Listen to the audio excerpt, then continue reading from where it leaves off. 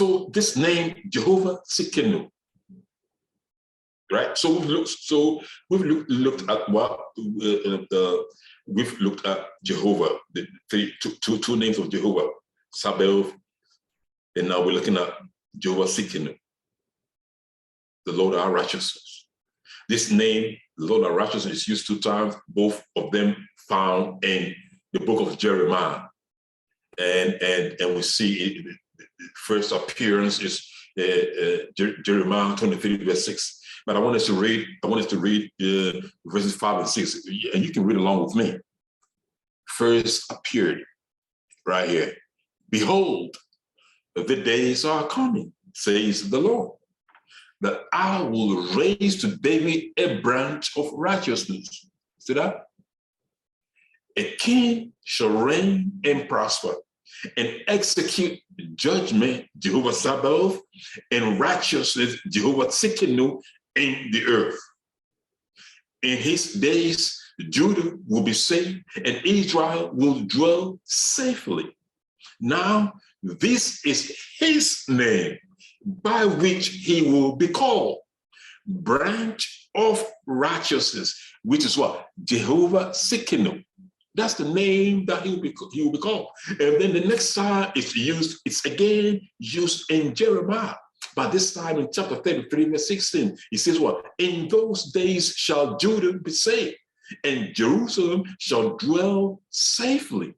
And this is the name wherewith she shall be called, the Lord our righteousness. The Lord our righteousness. And so when Jeremiah said these words, what we just read here, the northern kingdom of Israel, there was a split after Rehoboam, Solomon's son, was obstinate and stubborn and foolish, listened to the advice of his peers. And that's why Jeroboam said, well, we have no share in David.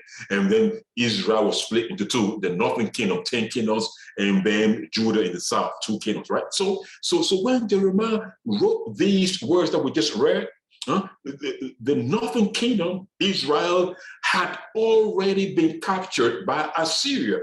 And Judah was also following in the footsteps of Israel because of sin.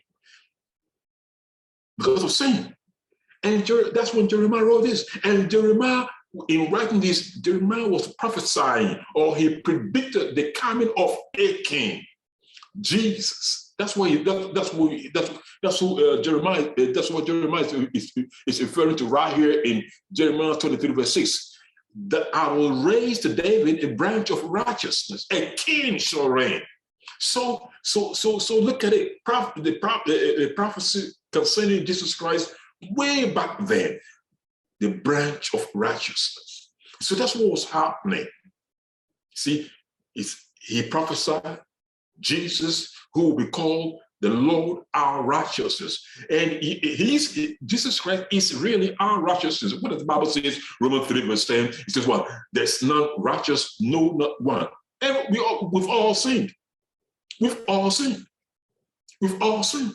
Right? And then Jeremiah 32, verse 33 says what? It says, and they have turned unto me the back and not the face. They have not listened to receive instruction. So we see that Israel rejected God's provision of a few things. What did Israel reject? Look at it. Israel rejected redemption as Jehovah Jireh and followed other gods. So talking about our righteousness, what are you following? We just talked about the Jehovah Magadishka, sanctification. What are you following this evening as we talk? Israel rejected God's provision of healing as Jehovah Rapha. And now when we you know what I said a few weeks ago, I said is when the Bible talks about Jehovah Rapha, we talk about spiritual healing. In other words, turning away from sin and embracing God, right? So Jehovah Rapha, Israel rejected God who healed them after bringing them out of spiritually, after bringing them out of Egypt. When Jeremiah wrote this, there was also what? The people of Israel had rejected God as Jehovah Nissi, the victory that God has given them, and they followed other gods. They went so well, I mean, even right there at the foot of Mount Horeb, Sinai, what did Moses' brother Aaron do? So look at the cow. This is the cow. This is the God that brought you out of Egypt. So I mean, the people of Israel had a new burner, idols, small L, E-L. Instead of capital E-L, they have small E-L. So, well, this is the God that brought that out of Egypt. So, no banner at all. Again, when Jeremiah was writing this, the people of Israel had rejected God's permission of sanctification, Jehovah Tsidkenu. They had become corrupt. They had become degenerate. They were doing their own thing. And then again, when Jeremiah was writing all this and talking about Jehovah Tsidkenu, the people of Israel had also rejected the God Jehovah Shalom, peace. They were ripped, and so what happened? They were ripped apart by internal violence, and then later on, the Assyrians and the Babylonians and all of them guys came and took them away into captivity. See that?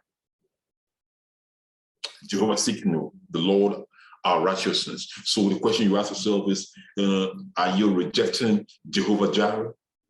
Are you rejecting Jehovah Rapha? Are you rejecting Jehovah Nissi? Are you rejecting Jehovah Tsidkenu? Are you rejecting Jehovah Shalom? God will naturally lead the willing in the path of righteousness for his name's sake. I'm going to say that again.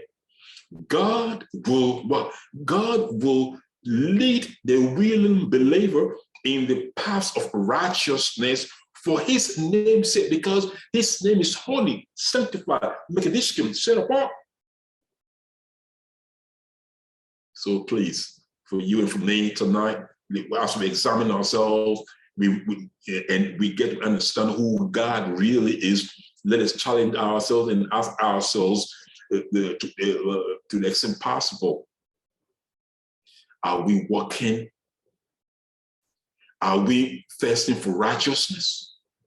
That's what Jesus Christ said. Blessed are those who hunger and thirst for righteousness, for they will be filled. The Lord, our righteousness,